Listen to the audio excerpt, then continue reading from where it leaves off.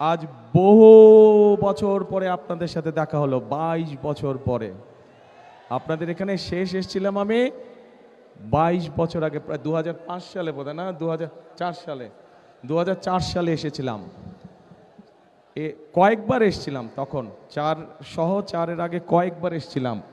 রাজশাহী জেলার বিভিন্ন উপজেলায় গিয়েছিলাম, শীতের সময় গিয়েছিলাম গরিব দুস্থ মানুষকে কম্বল পৌঁছে দিতে।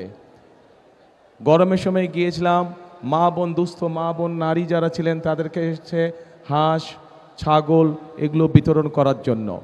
কাজেই আপনাদের সাথে আমার একটি আত্মার সম্পর্ক রয়ে গেছে এই রাজশাহীর মানুষের সাথে।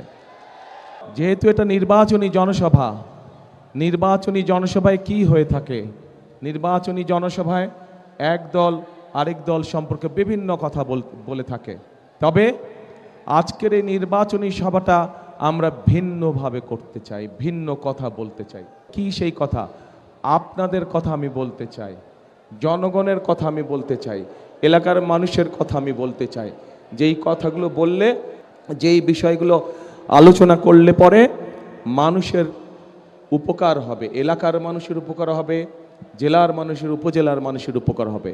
প্রিয় ভাই বোনেরা, যখনই অন্য জেলার মানুষ রাজশাহী নিয়ে কথা বলে তখনই দুটো বিষয় তাদের চোখের সামনে ভেসে ওঠে। প্রথমে কোন জিনিসটা ভেসে ওঠে বলেন তো? কোন জিনিসটা প্রথমে? রাজশাহী বললেই কোনটা বোঝায়? পদ্মা নদী, পদ্মা নদী, পদ্মা।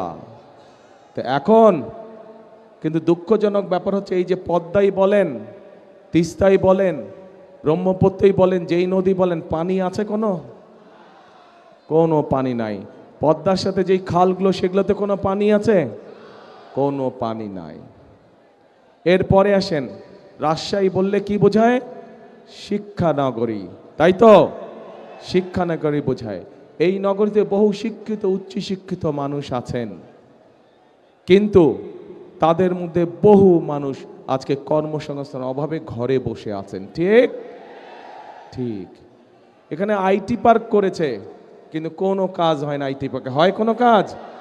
কোনো কাজ হয় না। তো এখন এই বিষয়গুলো তো আমাদেরকে নজর দিতে হবে, তাই না? আমাদের নদীতে পানি দরকার। কেন পানি দরকার? এই রাজশাহী সহ এই বিভাগটা, এই বিভাগে এই যে বরেন্দ্র প্রকল্প, যেটা শহীদ রাষ্ট্রপতি জিয়াউর রহমান চালু করেছিলেন, এই বরেন্দ্র প্রকল্প চালু করার পরেই শহীদ রাষ্ট্রপতি জিয়াউর রহমানের সময় দেশ খাদ্যে দ্বিগুণ উৎপাদন করে, দ্বিগুণ খাদ্য উৎপাদন করে। এখন সেই বরেন্দ্র প্রকল্প প্রায় আজ বন্ধ অবস্থা, তাই তো নাকি? আচ্ছা, আমি তো ভাই বহু বছর পরে আসছি, আমি কিছু জিজ্ঞেস করলে বলতে হবে তো আমাকে, নাহলে আমি জানবো কেমন করে?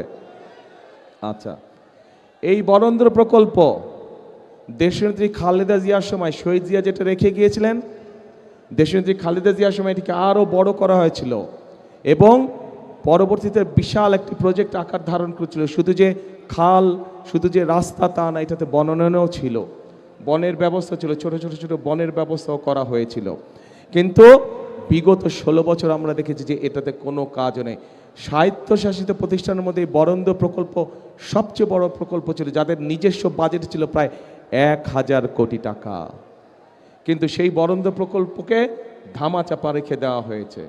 প্রিয় ভাই বোনেরা, আমরা এই বরেন্দ্র প্রকল্পকে চালু করতে চাই সঠিকভাবে। আবার এই এলাকার খালগুলোকে আমরা খনন করতে চাই, পদ্মা নদীকে আমরা খনন করতে চাই। আরেকটি কাজ করতে চাই, যদি আপনাদের সমর্থন থাকে, যদি আপনাদের সমর্থন থাকে, আরেকটি কাজ করতে চাই। ধানের শীষ সরকার গঠন করলে ইনশাল্লাহ আমরা পদ্মা ব্যারেজ নির্মাণের কাজে হাত দিতে চাই। পদ্মা ব্যারেজ যদি ইনশাল্লাহ আমরা তৈরি করতে পারি, এলাকার মানুষের, পুরা এই এলাকার মানুষের উপকার হবে। রাজশাহী সহ নাটোর, চাঁপাইনবাবগঞ্জ সবাই ইনশাল্লাহ আমরা পদ্মা ব্যারেজের কাজে হাত দিব।